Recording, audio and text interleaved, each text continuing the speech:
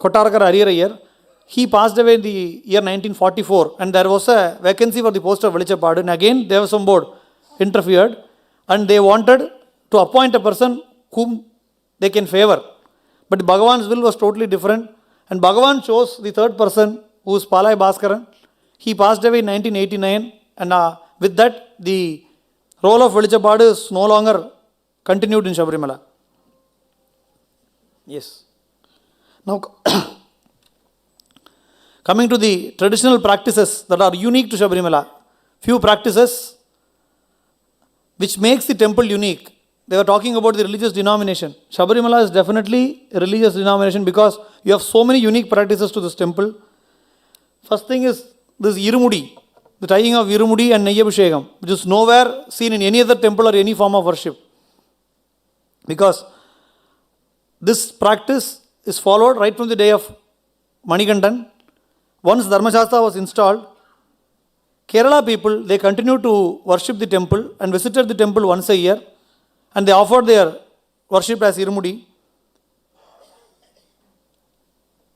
They used to walk from their own homes, similar to what Lord Manikandan carried when he was venturing into the forest. He carried this Irumudi. Similar to that, the devotees carried the Irumudi and offered to the Lord, which is the ghee is got out of pure cow's milk, and it is offered to the Lord as Abhishekam.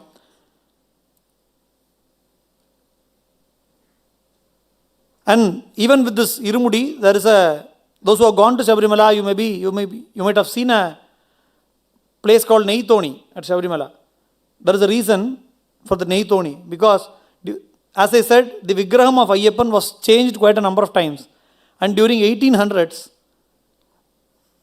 the Vigraham was made of Darushila, which is wooden idol. So doing a practical Abhishekam was not possible.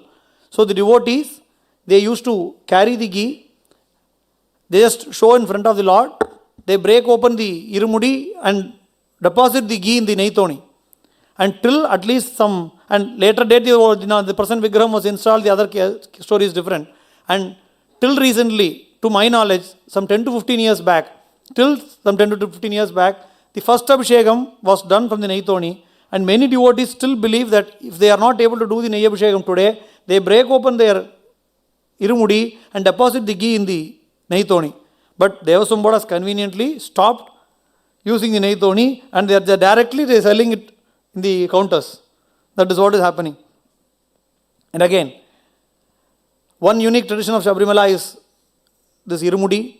The second is Padanattam, above which the Lord is stationed. The most important thing is the long route. The path by which Lord Manikandan came to the temple is called the traditional path or the long road, which is it is called Pungavanam, that is Bhagavan's paradise. It is a forest actually, stretching up to 41 miles, starting from Erimeli, ending at Sannidhanam. Before the independent India, it was the Tamil Nadu and Kerala was a united place, and the people of Kerala, they very well knew about this temple and their traditions. People of Tamil Nadu, the border states, what we call as Palakkad, Kanyakumari, Nagarkovil, this side, Tirunelveli people, they knew about Sabarimala temple, and they came to the Sabarimala temple following all these practices. For the rest of the country, the entire Sabarimala and its ritual and its practices was totally new and unheard of. And in the year 1960, after the formation of new government, the Devasam board, everything was formed. In the year 1960, the ex-president of India, V.V. Giri, he was the then governor of Kerala. V.V. Giri wanted to visit Sabarimala shrine, but he was not ready to trek the 41 miles path. So just for the sake of the governor, the short route, or what you call Pamba route, was created originally. The Pamba route, the entire road was laid up to Pamba, and V.V. Giri was brought to Pamba, and from Pamba to the shrine is around 5 kilometers. He was not ready to even walk that 5 kilometers. So a system called Doli was introduced to Sabarimala for the first time. Doli means there will be an easy chair and 4 persons will be carrying you. And it is said, there is a legend that people were invited from Tamil Nadu to carry this governor of Kerala, but they were so afraid that they said, we won't break the tradition of Sabarimala and we will be earning the wrath of the deity.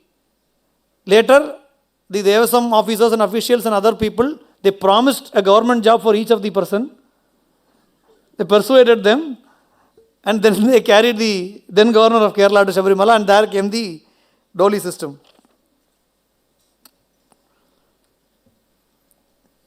And the family of Pandalam, as I said, it is a branch of Pandyan dynasty, and they were instrumental in rebuilding the temple. And considering Arya Kerala Varman as an incarnation of manifestation of the Lord, they have a special right with the temple, and they are considered to be having the father status of the deity. But in today's scenario, the temple is controlled by the Travancore Devasam Board. So there is a history behind that. During 1780s, during Tipu's invasion to Kerala, the Pandalam kingdom, for the sake of war expenses, they mortgaged their total assets to the Travancore kingdom. So in due course, they were unable to recover the mortgaged properties, and hence the entire properties became a part of Travancore, including Sabarimala. This is how Sabarimala temple went under the control of the Travancore kings. But generally it is a practice, when a temple is taken, its jewelry and everything will be absorbed by the king.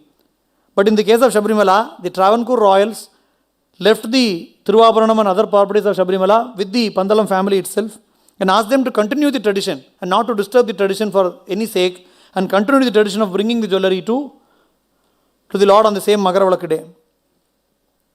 In addition to that, the Kaudiyar Palace of Trivandrum used to sponsor a Kanya Ayyappan every year without break, and they come on as a representative of the king to the Sabarimala shrine on Magaravalakku and offer the Nei Mudra. This practices, it continues till today.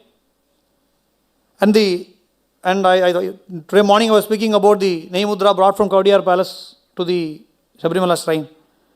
And similar to Thiruvabaranam, yes, next. This is about the long route I was talking.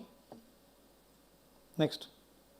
Similar to the Thiruvabaranam, His Highness Balarama Varma has made a Tanga Angi, a golden Angi of 420 sovereigns, and has offered that to Sabarimala.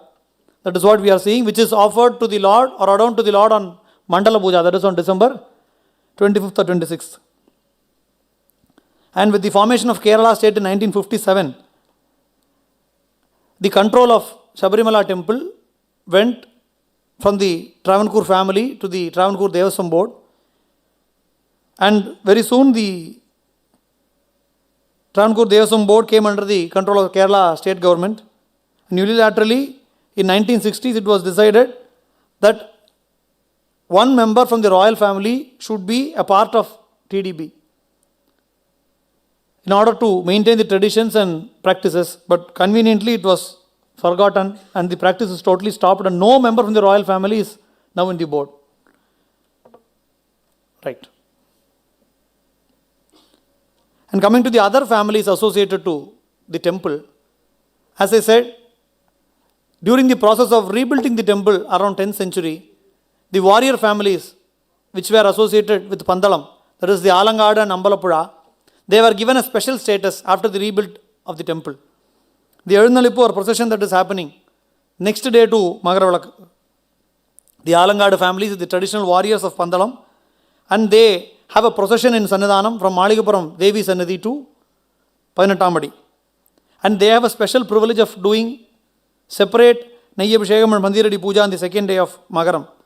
Similarly, the other set of warriors, the Ambalappuzha Yogam, they also perform special rites at Sannidhanam.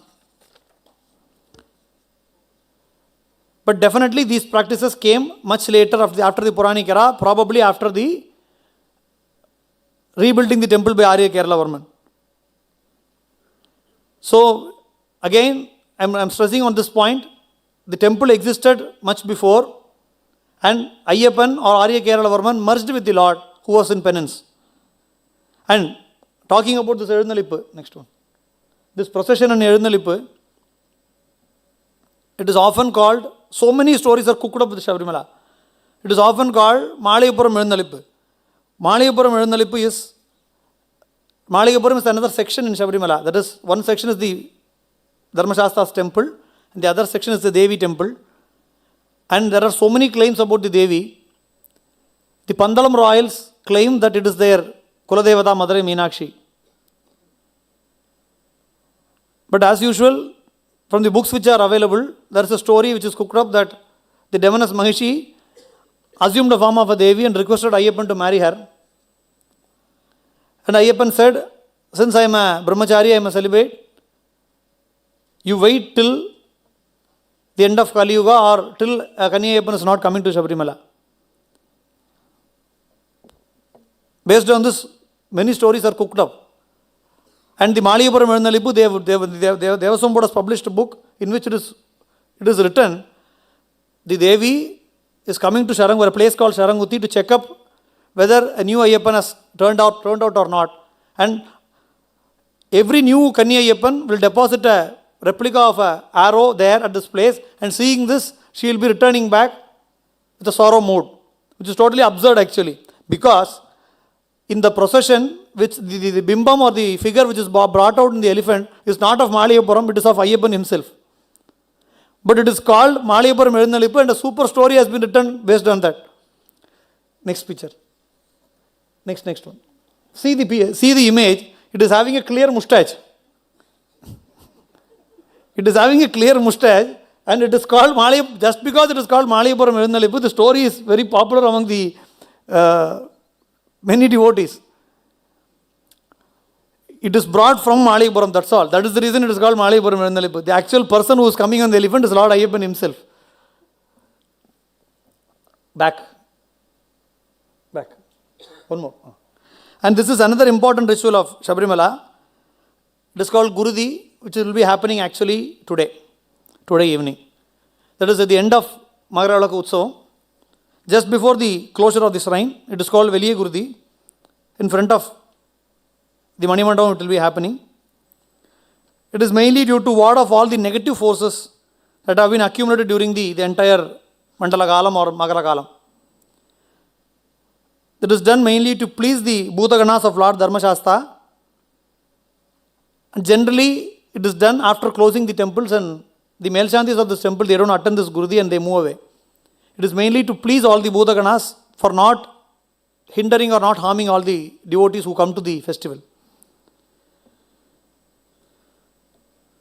So, if you observe the entire scenario or entire history of Sabarimala and traditions and rituals of Sabarimala, the role of each community and everything is actually well defined.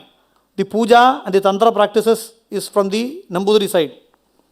The Velichapad or the oracle is from the Pattar or what you call as Tamil Brahmins.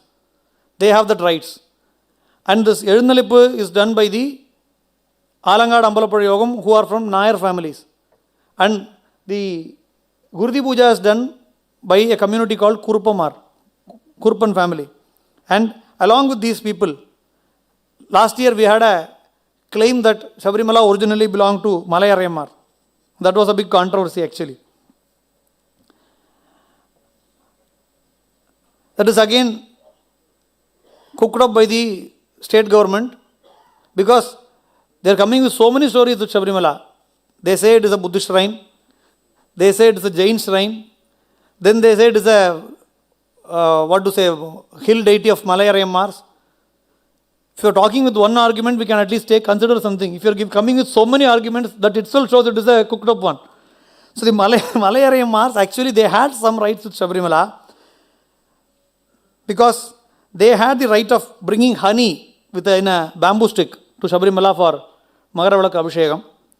And they had the right of lighting the Magaradibam for Magaravalakku.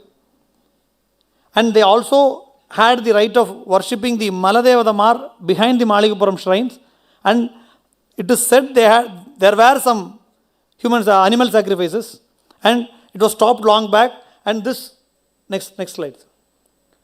And this particular statue was there behind the Malayapuram shrine, even I remember seeing this when I was a child, which was it is a stone idol of a goat, which is representing the rites of Malaya Rayamars worshipping to this particular shrine. And the Devasambod, as usual, snatched all the rites from the Malaya Rayamars. And this particular statue was also removed. It is seen nowhere now.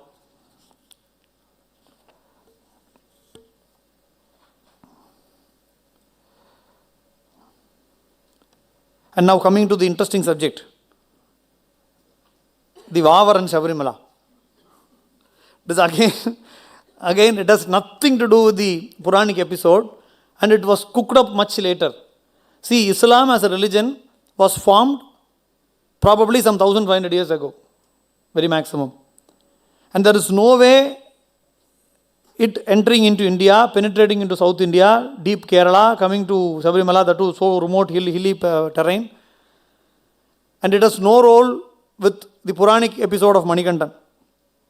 The Bhudanatha Upakyanam, or the Puranic text, it talks about worshipping one Bhutagana of Manikanta, one among the 8 Bhutaganas, who was named Vahapuran, at a place called Mahishi Marika Vanam, the Puranic name of Erimeli. Mahishi Marika Vanam, the literal translation becomes Erimai Kolli, now called as Erimeli.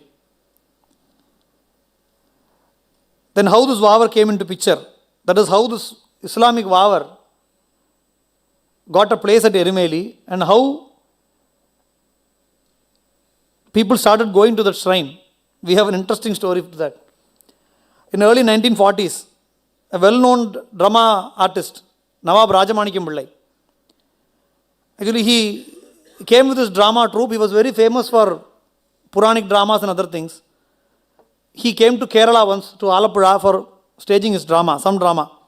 One of the devotees, he approached Rajamanikam Pillai with a strange request that there is a deity in our place called Sabarimala Ayyappan.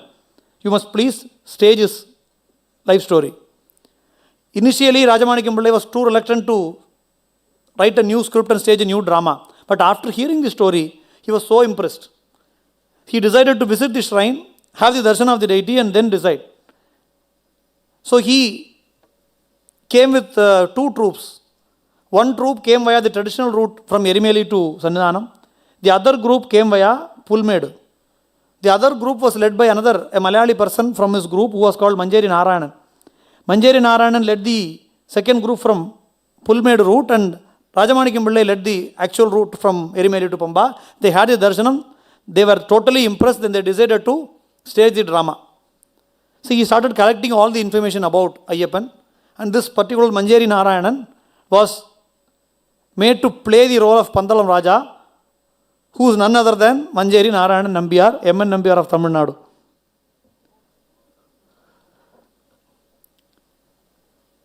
M.N. Nambiyar, cinema actor M.N. Nambiyar, thus became the first Pandalam Raja in the drama. And we have the poster, yes. The drama poster of 1949, if I am right. Swami Ayyappan drama.